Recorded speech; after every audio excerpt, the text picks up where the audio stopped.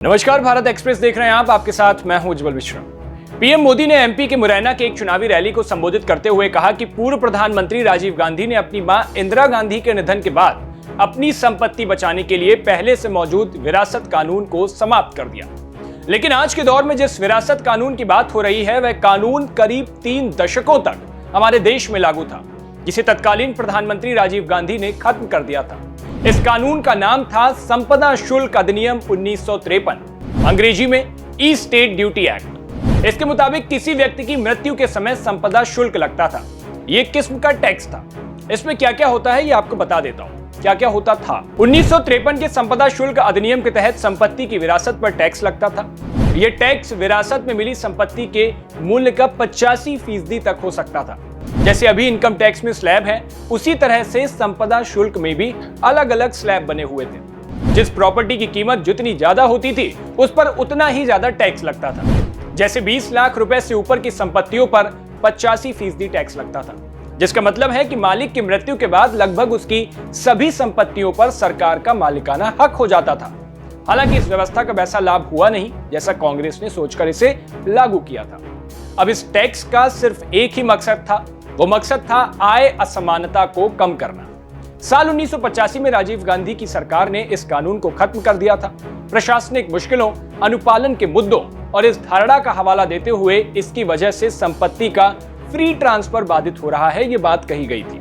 Rajiv Gandhi cabinet में वित्त मंत्री और आने वाले सालों में देश के प्रधानमंत्री बने वीपी सिंह ने अपने बजट भाषण में तब कहा था कि मेरा विचार है कि संपत्ति शुल्क उन 2 उद्देश्यों को पूरा नहीं कर पाया जो तय किए गए थे। पहला, धन की गैर बराबरी को कम करना और राज्यों को उनकी विकास योजनाओं में वित्तीय सहायता देना। ये 2 बातें थी। इसलिए मैं 16 मार्च 1985 या उसके बाद होने वाली मौतों पर संपत्ति के ट्रांसफर पर लगाए जाने वाले संपत्ति शुल्क को समाप्त करने का प्रस्ताव देता हूं। संपत्ति शुल्क अधिनियम 1953 को राजीव गांधी सरकार के पहले बजट यानी 1 अप्रैल 1984 की तारीख से खत्म कर दिया गया था। ठीक 1 महीने बाद यानी 2 मई 1984 को इंदिरा गांधी की वसीयत प्रकाशित हुई। वसीयत के मुताबिक इंदिरा गांधी की लगभग 21.50 लाख से ज्यादा की संपत्ति उनके 3 पोते पोतियों यानी राहुल गांधी, प्रियंका गांधी और वरुण गांधी को सौंप दी गई थी।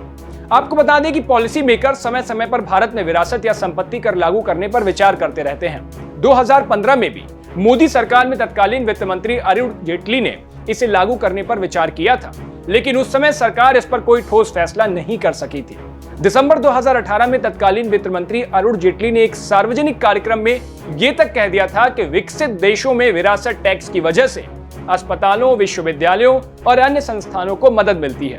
अब सैम पित्रोदा ने अमेरिका के जिस इनहेरिटेंस टैक्स यानी विरासत कर की बात की है, आप उसको भी समझ लीजिए।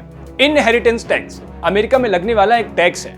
आसान शब्दों में इसे ऐसे समझिए कि इनहेरिटेंस टैक्स किसी व्यक्ति के मरने के बाद उसकी प्रॉपर्टी के बंटवारे पर लगता है। प्रॉपर्टी के बंटवारे के बाद कुछ हिस्सा टैक्स के रूप में संबंधित परिवार को सरकार को देना होता है। एक गौर करने वाली बात यहाँ यह भी है कि इनहेरिटेंस टैक्स पूरे अमेरिका में लागू नहीं होता। यह टैक्स मौजूदा समय में अमेरिका के सिर्फ 6 राज्यों Iowa, Kentucky, Maryland, Nebraska, new Jersey और पेंसिल्वेनिया में ही लागू है, जबकि अमेरिका के आयोवा राज्य से यह टैक्स 2025 तक पूरी तरह खत्म कर दिया जाएगा। अब आखिर में आपको यह भी बताते चलें कि दुनिया के और किन किन देशों में इस प्रकार के टैक्स की व्यवस्था है। अमेरिका के अलावा यूनाइटेड किंगडम में 40% विरासत कर लगाया जाता है। 3,25,000 पाउंड यानी लगभग 3.37 करोड़ रुपए से ज्यादा की संपत्ति पर 40% टैक्स देना होता है। जापान और दक्षिण कोरिया में इस टैक्स की रेट कुछ ज्यादा है। मौजूदा समय में इन दोनों देशों में 55% इनहेरिटेंस टैक्स देना पड़ता है। स्पेन में यह टैक्स 34% लगता है। तो आज के हमारी इस रिपोर्ट में इतना ही। आपको क्या लगता है, क्या वाकई भारत में जो पहले इनहेरिटेंस टैक्स लगता था यानी आपकी विरासत पर कर लगता था, और उसके बाद अब जिस तरह से इसकी चर्चा चली है और जिस तरह से पॉलिसी मेकर्स हमेशा इसको बार बार लाने की बात करते हैं, इसका कोई बहुत अच्छा इतिहास नहीं रहा, लेकिन फिर भी इसको लागू करने की बात कही जाती है। अरुण जेटली भी इसके समर्थन में थे। इन सब पूरे मैटर पर आपका क्या कहना है? अपनी राय हमें कमेंट बॉक्स में जरूर दीजिए। देश और दुनिया की बाकी तमाम खबरों के लिए देखते रहिए भारत एक्सप्रेस। शुक्रिया।